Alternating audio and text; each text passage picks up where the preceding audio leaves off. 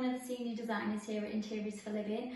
So today I'm just going to show you how to measure your own kitchen and give you some tips and tricks along the way as well. So to start off, we'll need a blank piece of paper, we'll need a tape measure and a pencil. So I've measured out my own room here. So it's quite important on the measure sheet that you have any fixed items. So here we've got a window, a door. Just make sure you pop the handle on the door on as well, that's quite important. Any nibs that come into the room, and if you have any radiators as well, that will be staying in the same location. And then you're good to go and start measuring. Our plan laid out, all we need to do is measure the room, and while I'm measuring the room, I'll just give you some tips and tricks along the way.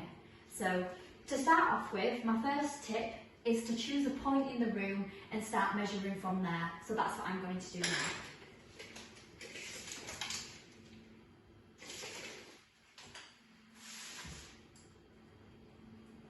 So the first tip is to, when you come to a window, is to make sure you get either side. So I've already taken this side, so I'm just going to measure the actual window itself.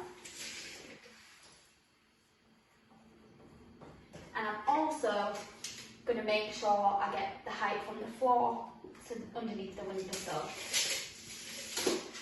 So this is quite important because we need to know how high the windows sit off the floor to see if they come into contact with the worktop or not. And I'm just going to continue to measure the rest of the room.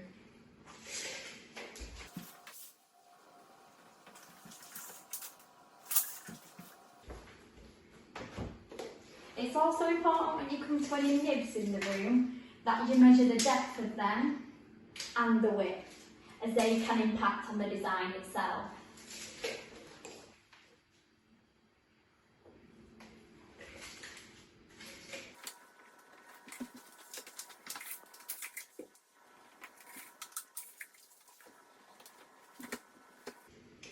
So if you have a window with units underneath, I tend to measure the unit itself for the window height. So my unit's at 920, and then I'm going to measure what it is up to the windowsill as well, and then just add them two together.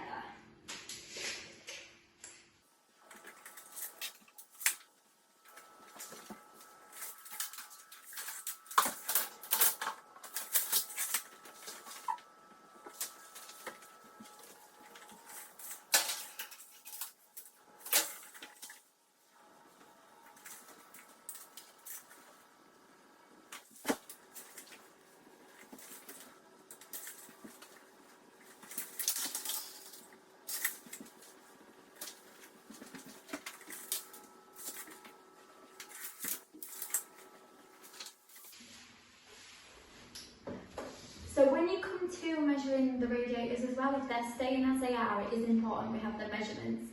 So it's good to measure the radiator itself.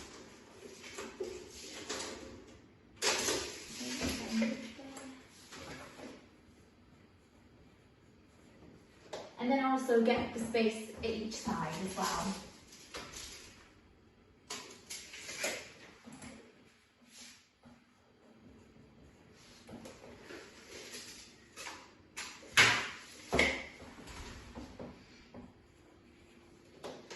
So we're back at our starting point.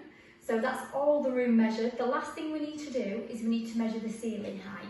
So all I do is bend my tape measure in half. I put my foot on the bottom of the tape measure, and then just push the tape measure up to the ceiling, and hopefully if your ceilings are too high, you'll be able to read the measurement just at the top.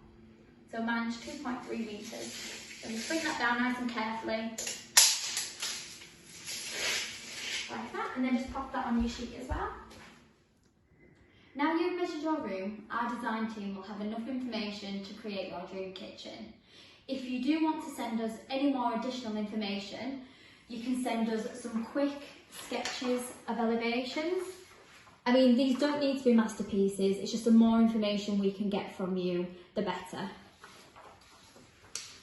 If you have any more inquiries or need any more information, please feel free to get in touch with us. You can reach us through Facebook, Instagram, or on one of our emails. Thank you.